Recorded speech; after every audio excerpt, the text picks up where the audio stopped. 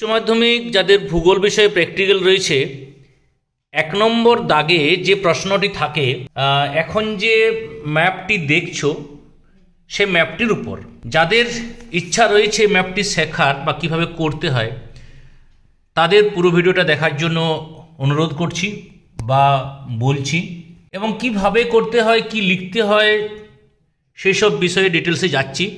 প্রথমত বলে নিই যে আমার কাছে যে দেখতে পাচ্ছ এখানে মোট 2টো ম্যাপ রয়েছে এবং তোমাদের সিলেবাসে 2টোই মালভূমি অঞ্চলের ম্যাপ। এই মালভূমি অঞ্চলের ম্যাপ থেকে কি ধরনের প্রশ্ন প্রতি বছর থাকে?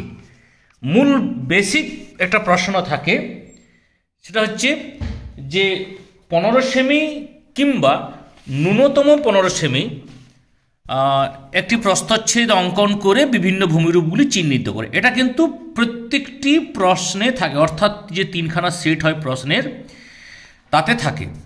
আর তারপরে 1 খ, এখানে ভূপ্রকৃতির সঙ্গে জনবসতির সম্পর্ক কোনো একটা সেটে থাকবে, অর্থাৎ এবছরের সেটে রয়েছে 1 নম্বর সেটে ওইটি, 2 নম্বর সেটে রয়েছে ভূপ্রকৃতির সঙ্গে যোগাযোগ, এবং 3 নম্বর সেটে রয়েছে ভূপ্রকৃতির সঙ্গে নদ নদীর সম্পর্ক।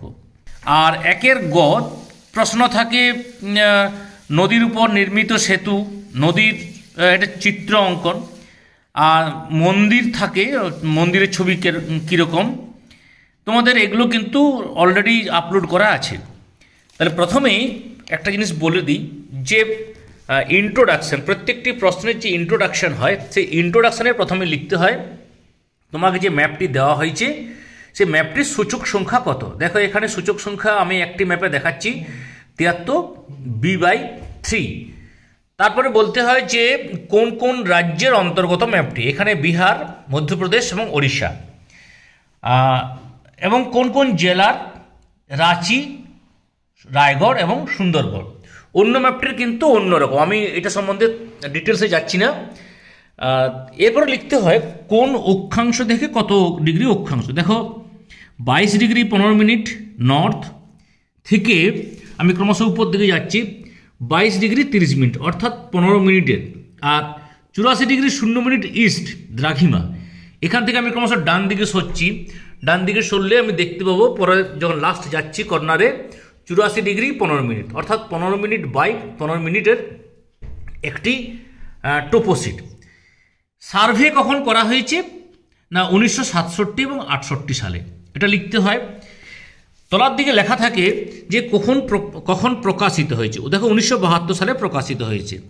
এই ম্যাপটির আরএফ কত না 1:50,000, অর্থাৎ এখানে দেখো লেখা রয়েছে যে 1 সেমিতে 500 মিটার নির্দেশ করে, এটা মানচিত্রের স্কেল। এবং আরেকটা বিষয় যে মানচিত্রটি কন্ট্যুর ইন্টারভেল, বাদামি রঙের যে আঁকাবাঁকা দাগগুলো দেখতে পাচ্ছ এগুলো কিন্তু সমোন্নতি রেখা। এই সমোন্নতি রেখার ব্যবধান কত? এই ম্যাপটাতে সমোন্নতির ব্যবধান হচ্ছে 20 মিটার, অর্থাৎ 380 পর 400, 400 পর 420 এরকম। তাহলে আমরা এই ম্যাপে ড্রয়িং করব ম্যাপের উপর, এবং তোমাদের জন্য যে অংশটা ড্রয়িং করব তার একটা ছবি ডেসক্রিপশানে দিয়ে দেব, সেখান থেকে কালার প্রিন্ট করে তুমি ইচ্ছা করলে প্র্যাকটিস করতে পারো। স্কুল যা নির্দেশ দেবে সেই অনুযায়ী তুমি কিন্তু উত্তর করবে। তাহলে আমরা শুরু করছি কিভাবে ড্রয়িং করব। প্রথমত বলে নিই ন্যূনতম 15 সেমি আঁকতে বলেছে। আমি ন্যূনতম 15 সেমি এখানে এ এবং বি দুটো দাগ নিয়েছি। কেন এই জায়গাটাকেই বাছলাম না, এই জায়গায় ভূপ্রাকৃতিক বৈশিষ্ট্য, অর্থাৎ অনেকগুলি সমোন্নতি রেখা রয়েছে, নদী রয়েছে, তারপরে রাস্তা পেয়েছি, আচ্ছা জনবসতি পেয়েছি, এই বিষয়গুলো পেয়েছি। অর্থাৎ বিভিন্ন প্রাকৃতিক এবং সাংস্কৃতিক বৈশিষ্ট্য যা রয়েছে এমন জায়গাটাকে চয়েস করব ড্রয়িংয়ের ক্ষেত্রে। তাহলে আমরা ড্রয়িংটা শুরু করি। তাহলে প্রথমে এ এবং বি বিন্দুতে একটি স্মুথ রয়েছে, অর্থাৎ মসৃণ রয়েছে ফ্রন্ট একটা প্রান্তভাগ, সেরকম একটি কাগজ নিলাম যার ন্যূনতম দৈর্ঘ্য হচ্ছে 15 সেমি। এ এবং বি বিন্দুতে বসালাম। এ বি বিন্দুতে বসিয়ে যতগুলি সমোন্নতি রেখা অর্থাৎ ব্রাউন কালারের দাগ রয়েছে, যতগুলি লাইনটাকে ক্রস করেছে প্রথমে সেগুলো কেটে নেব। খেয়াল করে দেখাও যে এখানে বিভিন্ন রকমের ব্রাউন কালারের দাগ রয়েছে, সেই দাগগুলো কিন্তু আমি নিয়েছি এবং ব্রাউন কালারের দাগে কিন্তু প্রত্যেকটির মান রয়েছে। খেয়াল করে দেখো যে এখানে যে বিন্দুটি রয়েছে তার 402, তারপরে 400, আর যেমন 300, এখানে দেখো 300, এটাও কিন্তু মোটা রয়েছে, অর্থাৎ 20 মিটারের বেশি বা 20 মিটারের কম এইভাবে রয়েছে প্রত্যেকটি দাগ। আমি কিন্তু এখানে সমস্ত দাগগুলোকে তুলে নিচ্ছি এ এবং বি বিন্দুর উপর। তাহলে আমি এখানে দাগগুলো তুলে রেখেছি। 360, 380, এটা কিন্তু 402, 320, 300, 280।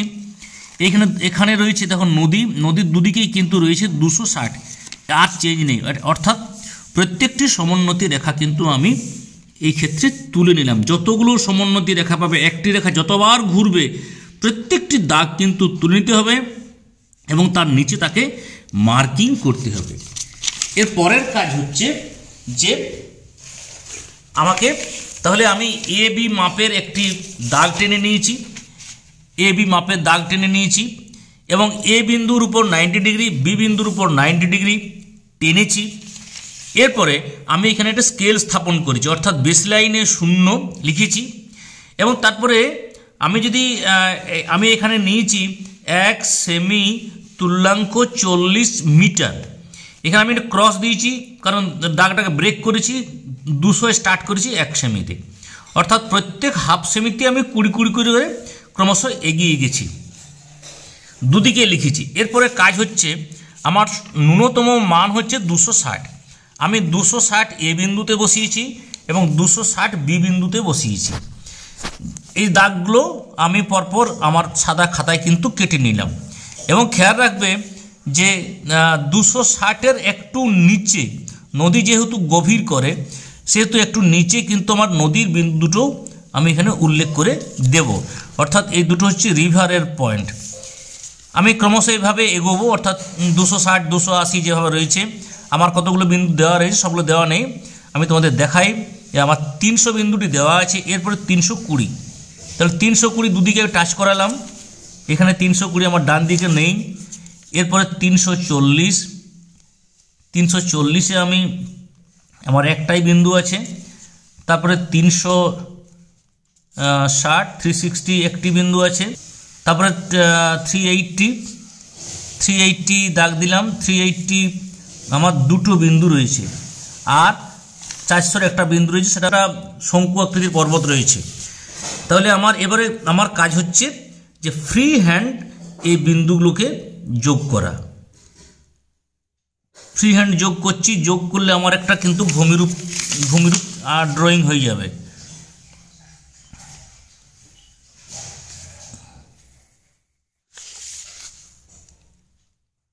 এটা দৃশ্যস্থ করবে, এখানে নামালাম কারণ না এখানে নদী আছে। এইভাবে একটা ভূমিরূপ কিন্তু আমরা পেলাম। তাহলে এখানে ভূমিরূপে আমরা দেখতে পাচ্ছি এখানে একটা শঙ্কু আকৃতির পর্বত হয়েছে, এখানে উপত্যকা অর্থাৎ নদী উপত্যকায়। এরপরে এখানে স্পার অর্থাৎ পর্বতের যে অংশ ক্রমশ সমভূমিতে মিশছে সেটা স্পার, সমভূমি না হলেও নিচু ভূমিতে মিশছে। এখানে ঢাল বেশি হয়েছে, এটা হচ্ছে ভৃগু। এই বিশেষ ভূমিরূপগুলি তোমায় লিখে দিলেই একটি কমপ্লিট হয়ে যাবে। তারপরে তুমি বর্ণনাটা করবে, এখানে কি কি লিখতে হচ্ছে খেয়াল করে দেখো। এই যে দাগটির দ্রাঘিমা কত, এখানে দাগটির দ্রাঘিমা 84 ডিগ্রি ইস্ট এবং এন্ডিংটা এটা ক্যালকুলেশন করে বের করতে হবে। আমি ক্যালকুলেশন করে বের করেছি 84 ডিগ্রি 4 মিনিট 30 সেকেন্ড ইস্ট। এবং নর্থ কত না, এটা 22 ডিগ্রি 15 মিনিট, তাহলে এটা একটু উপরের দিকে 22 ডিগ্রি 16 মিনিট 30 সেকেন্ড, আর এটা 22 ডিগ্রি 17 মিনিট। অর্থাৎ এই দাগটির এ এবং বি বিন্দুর অবস্থান অক্ষরেখা এবং দ্রাঘিমা রেখার পরিপ্রেক্ষিতে কত সেটা কিন্তু উল্লেখ করতে হয়। এই প্রশ্নের এরপরে বর্ণনা একটু লিখবে যে ম্যাপটিতে তুমি কোথায় কোথায় শঙ্কু আকৃতির পর্বত, ভৃগু, স্পার এবং নদী উপত্যকা পেলে, এটা লিখলেই তোমার কিন্তু ফুল মার্কস প্রথম প্রশ্নটা অঙ্কটাতে। দ্বিতীয় পার্টে যেটা আমাকে করতে হয়, ব্যাখ্যা করতে হয় এবং ছবি ড্রয়িং করতে হয়, সেটাকে বলে ট্রানজেক্ট চার্ট। তুমি একটি ম্যাপের উপর দেখাতে পারো বা একটি ছবির উপর, আর অথবা তুমি দ্বিতীয় ছবি আঁকতে পারো। তাহলে আমরা পরের ছবিটাতে আঁকছি। আমি প্রশ্নের দ্বিতীয় পার্টে এলাম। দ্বিতীয় পার্টে কি প্রশ্ন থাকে না, প্রথম সেটে রয়েছে ভূপ্রকৃতির সঙ্গে জনবসতির সম্পর্ক। তাহলে তুমি এ এবং বি বিন্দুতে বসাবে। তারপরে দেখো যে বর্গক্ষেত্র টাইপের কালো বা লাল ঘর, মানে এই যে দেখতে পাচ্ছ, তাহলে এখানে তুমি দাগ দেবে। আচ্ছা, আর কোথায় দেখতে পাচ্ছ, এর উপরে রয়েছে, এখানে আছে, আর নিচে একটু দেখে নাও কাছাকাছি কোথাও ঘর আছে কি না। তাহলে কাছাকাছি ঘর তেমন একটা নেই, অর্থাৎ আমি দেখতে পাচ্ছি 3 জায়গায় বসতি রয়েছে আমি যে দাগটা দিয়েছি। এরপরে তোমার কাজ হচ্ছে এই ম্যাপটি যেখানে ভূপ্রকৃতি শেষ হলো তার উপর তুমি কিন্তু 2 সেমি দুদিকে মাপ নেবে। দুদিকে মাপ নিয়ে দুটো দাগ কেটে দেবে। এরপরে তুমি এ এবং বি কিন্তু আবার পুনরায় বসাবে, এটাকে বলে ট্রানজেক্ট চার্ট। তাহলে এখানে একটি দাগ দিলাম, এখানে একটি দাগ দিলাম এবং এখানে একটি দাগ দিলাম। এরপরে কাজ হচ্ছে এই দাগের সোজা সোজা, অর্থাৎ একদম 90 ডিগ্রি অ্যাঙ্গেলে, একটু একটু এদিক হলে অসুবিধা নেই।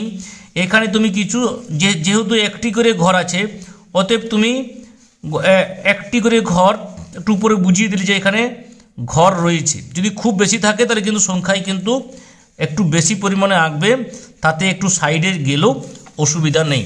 তাহলে উপরে লিখছো ট্রানজেক্ট চার্ট, সাইডে লিখছো যে ভূপ্রকৃতির সাথে, এটা জনবসতির, ভূপ্রকৃতির সাথে জনবসতির সম্পর্ক, এটা পরিষ্কার করে লিখবে। এরপরে আমরা চলে যাব, এভাবে কাগজটা ফোল্ড করে নেবে। ফোল্ড করে নিয়ে আরেকটা পার্ট করবে এ এবং বি ভূপ্রকৃতির সঙ্গে। আমি যদি এর পরের অংশ যদি আমি নদ নদীর সম্পর্ক বের করি, তাহলে এ এবং বি পুনরায় দাগ দিলাম। দাগ দিয়ে নদ নদী দেখো, খেয়াল করে দেখো যে এখানে নদ নদী, মূল নদী রয়েছে কিন্তু এটা মূল নদী, রিভার লিখলাম। আর ছোট ছোট কিন্তু নালা রয়েছে যেগুলো অনিত্যবহ, কালো দাগ দেওয়া রয়েছে। আর এটা যেটা আমরা দেখছি এটা কিন্তু নিত্যবহ নদী। তাহলে বাকিগুলো অনিত্যবহ।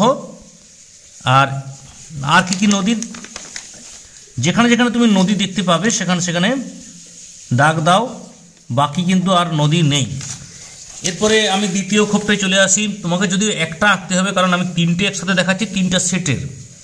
তাহলে কোথায় কোথায় নদী রয়েছে, নদী রয়েছে আমার এ আর বি পয়েন্ট, এখানে একটা নদী রয়েছে, এখানে নদী রয়েছে, এখানে কিন্তু বড় নদী রয়েছে, আর এখানে নদী রয়েছে। তাহলে আমার কাজ হচ্ছে এই জায়গায় নদী রয়েছে, এই জায়গায় কিন্তু বড় নদী রয়েছে। এখানে পারলে যদি তুমি আকাশি রং নিয়ে যাও, এখানে কিন্তু আকাশি রং দিয়ে দেখিয়ে দেবে যে নিত্যবহ নদী এটার উপর দিয়ে প্রসারিত।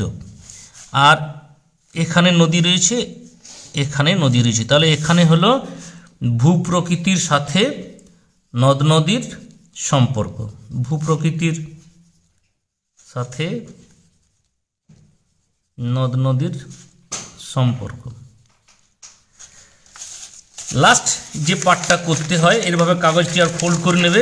ফোল্ড করে নিয়ে তুমি আবার এ বি পার্টে চলে এসো। এখানে রয়েছে কিন্তু শুধুমাত্র একটা জিনিসই রয়েছে, সেটা হচ্ছে পরিবহনের সম্পর্ক। তাহলে এ এবং বি প্রথমে লিখে নাও, যাতে না নড়ে চড়ে, নড়লেও কোনো অসুবিধা না হয়। এখানে দেখো রাস্তাঘাট কী আছে, এখানে শুধুমাত্র পায়ে হাঁটার রাস্তা আছে, আর কিন্তু তেমন কোনো রাস্তা নেই এই জায়গাটিতে। তাহলে শুধুমাত্র পায়ে হাঁটা দুটো রাস্তা দেখতে পাচ্ছি, আর কিছু রাস্তা দেখতে পাচ্ছি না। আরেকটা রাস্তা রয়েছে, গরুর গাড়ি চলার পথ রয়েছে, একটা ডট ডট লাইন দিয়ে রাস্তা রয়েছে, একটা দেখো একটু কন্টিনিউয়াস, একটু বড় দাগগুলো, এই দুরকম রয়েছে। তাহলে দুরকম দাগের আমি এটা দাগ দিয়ে রেখে দিলাম যে বোঝার জন্য, ছবিতে বোঝা যায়। তাহলে এরকম এরপর ওইরকম এ আর বি দাগ নিলাম। এরপরে এখানে আমার 3টে দাগ ঠিক ঠিক জায়গায় তুলে দেওয়া। তাহলে আমার এখানে মানে একটু এরকম আছে, আর এইখানে কিন্তু পুটকি পুটকি আকারে আছে। আচ্ছা, তাহলে আমরা পাশে কিন্তু লিখছি এটা ভূপ্রকৃতির সাথে পরিবহনের সম্পর্ক। ভূপ্রকৃতির সঙ্গে লিখবে পরিবহনের সম্পর্ক। উপরে লিখছো ট্রানজিট চার্ট। এটা কিন্তু ড্রয়িং, তোমার কিন্তু লিখিত রূপটাও দিতে হবে। আমি লিখিত রূপটা তোমাদের বইয়ের থ্রু দিয়ে দেখিয়ে দিচ্ছি। এ দেখো ভূপ্রকৃতির সঙ্গে যোগাযোগের সম্পর্ক এটা লিখেছে। পরিবহনের সম্পর্ক এটা লেখা হয়েছে। ভূপ্রকৃতির সঙ্গে নদ নদীর সম্পর্ক পেয়েছি, এটা তুমি দেখাতে পারো। লিখতে হবে, এটা একটু বেশি পরিমাণে লিখতে হয়। ভূপ্রকৃতি, তারপরে ভূপ্রকৃতির সঙ্গে জনবধির সম্পর্ক তোমাকে একটা আঁকতে হবে, 3টে সেটের এঁকেছি, অতএব তোমার আঁকতে হচ্ছে একটি। আজকে এই পর্যন্ত। আশা করি পরীক্ষা সকলেরই ভালো হবে, পরীক্ষা ভালো হোক এই শুভেচ্ছা জানিয়ে এখানেই শেষ করছি।